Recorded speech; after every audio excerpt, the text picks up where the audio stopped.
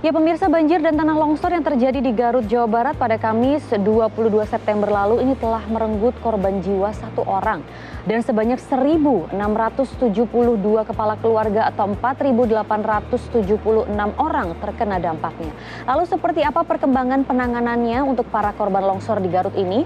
Apa upaya-upaya yang sudah dilakukan dan juga bagaimana agar desa bisa meminimalisir dampak banjir dan juga longsor di kemudian hari? Kita sudah terhubung melalui sambungan Zoom dengan PLT Kepala Pusat Data Informasi dan juga Komunikasi Kebencanaan Badan Nasional Penanggulangan Bencana, Abdul Muhari. Selamat pagi Pak Abdul, terima kasih sudah bersedia bergabung di Selamat Pagi Indonesia. Kami ingin tahu Pak, bagaimana update atau juga perkembangan dari penanganan banjir dan juga tanah longsor yang terjadi di Garut sejak Kamis lalu. Saat ini bagaimana? Ya, terima kasih Mbak Maria.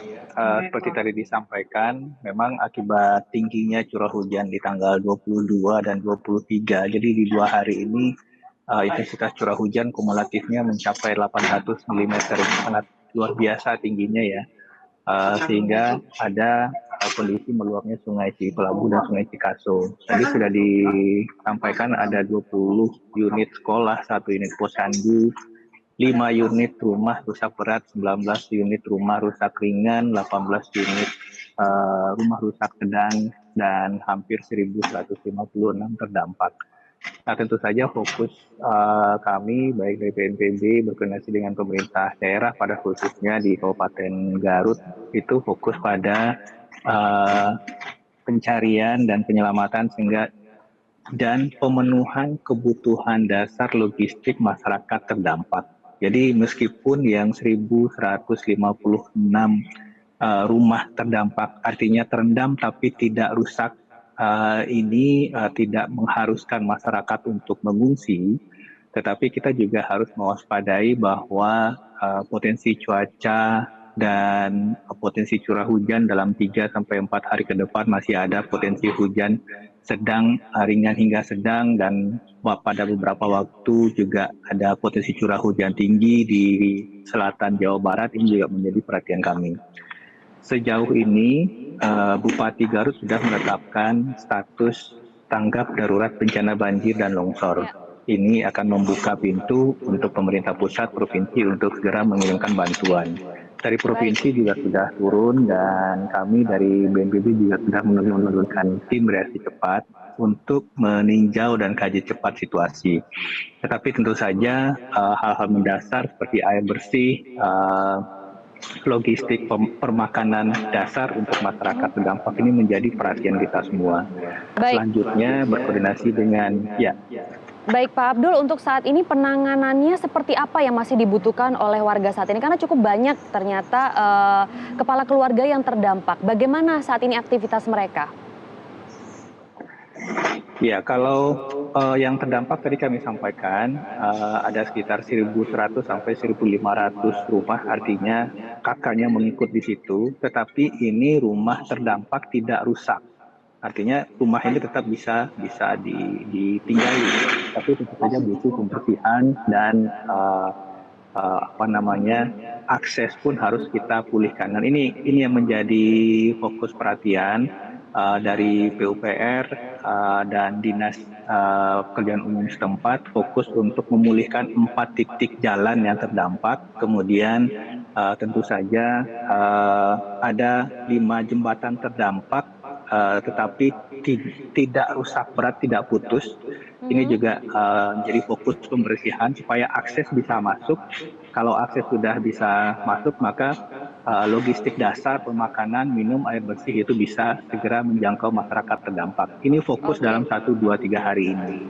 Berarti Pak Abdul, sebenarnya kalau dilihat meskipun memang rumah masih bisa ditinggali, tapi aktivitas mereka masih belum normal ya Pak, dan kegiatan perekonomian di sana juga belum berjalan maksimal. Nah, wilayah mana Pak yang paling terkena dampaknya dan wilayah mana yang juga nanti rawan begitu harus warganya berjaga-jaga untuk bisa juga terkena banjir atau bencana susulan? Iya, sebenarnya kalau untuk wilayah mana yang harus berjaga-jaga dan bersiaga, wilayah Kabupaten Garut ini secara keseluruhan ini berada dalam daerah potensi risiko sedang hingga tinggi untuk banjir bandang dan tanah longsor. Jadi memang Ini eh, kalau untuk jangka panjang kita harus melihat jauh ke hulu untuk pemulihan dan rehabilitasi ekosistem. Tapi untuk jangka dekat ini masyarakat-masyarakat yang berada di sepanjang daerah aliran sungai, ya, masyarakat-masyarakat yang di sepanjang aliran sungai atau daerah-daerah di sekitar kelerengan tebing, kita harus bisa melihat situasi dan gejala alam kalau terjadi hujan dengan durasi lebih dari 1 jam. Coba lihat keluar. Kalau jarak pandang itu kurang dari 50 meter. Caranya mudah. Kalau misalnya kita tahu rumah tetangga si A, si B jaraknya 50 meter dari kita pada saat hujan itu tidak terlihat jelas. Artinya curah hujan sangat tinggi. Pak, kalau malam Baik. bagaimana? Pakai senter.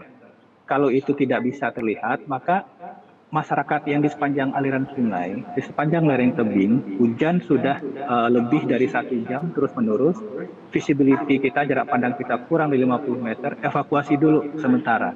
Ada atau tidak himbauan dari RT, dari camat, dan lain-lain, kita, warga yang berada di sepanjang daerah aliran sungai, lereng tebing, evakuasi dulu sementara. Karena pasti di daerah hulunya itu sudah terjadi peningkatan debit air. Ini yang harus kita waspadai. Jadi ini hal-hal kesiapsiagaan yang perlu kami tekankan kepada masyarakat. Baik, Pak Abdul, kalau begitu apakah warga di sekitar sana sudah teredukasi dengan informasi yang baru saja Bapak utarakan tadi? Mengingat juga wilayah Garut dan sekitarnya ini curah hujan dan juga bencananya ini cukup tinggi. Tadi Anda katakan sedang ke tinggi. Nah, bagaimana dengan edukasi bencana terhadap warga di sana? Untuk Garut sebenarnya edukasi ke masyarakat sudah berjalan cukup lama. Juga ada program-program desa tangguh bencana di situ. 2,5 tahun lalu juga ada banjir bandang yang proses evakuasi masyarakat yang sudah terjalin dari program-program berbasis komunitas yang berjalan baik sehingga tidak ada korban pada saat itu. Nah mungkin pada kasus ini kita harus kembali lagi mereminder lagi untuk pola-pola kesiapsiagaan yang tadi saya sampaikan. Karena ini kalau pola-pola kesiapsiagaan tidak bisa satu kali diingatkan untuk seumur hidup, Mbak Maria. Jadi tetap harus meskipun sudah harus kita ingatin lagi. Tahun depan kita ingatkan lagi. Begitu memasuki musim hujan kita ingatkan lagi. Inilah yang memang kalau kita bicara kesiapsiagaan bencana itu pembelajaran seumur hidup, bukan sekali seumur hidup, tapi sepanjang hidup.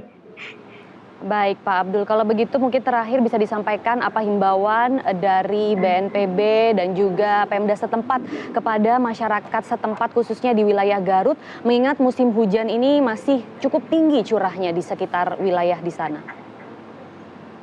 Ya, kami dari BNPB ingin menyampaikan bahwa periode September Oktober ini kita baru akan masuk musim hujan. Tetapi karena ada pengaruh fenomena global dan regional seperti La Nina kita masih dalam indeks negatif sehingga secara umum cuaca kita masih lembab, maka intensitas hujan dan frekuensinya, keseringan turunnya hujan, tingkat lebatnya hujan itu lebih tinggi. Jadi sekali lagi fokus khususnya pada saudara-saudara kita, warga masyarakat yang berada di sekitar lereng tebing dan sepanjang aliran sungai. Waspadai intensitas hujan tinggi berlangsung lebih dari 1 jam. Waspadai intensitas hujan tinggi lebih dari 1 jam. Kalau itu terjadi, maka inisiatif evakuasi dulu secara mandiri. Ada atau tidak peringatan dini, himbauan evakuasi dari pemerintah tempat, kita evakuasi dulu.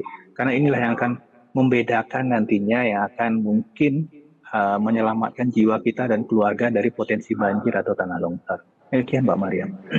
Baik, terima kasih untuk informasinya Kepala Pusat Data Informasi dan Komunikasi Kebencanaan Badan Nasional Penanggulangan Bencana atau BNPB, Abdul Muhari sudah bergabung di Selamat Pagi Indonesia kali ini. Terima kasih dan salam sehat, Pak.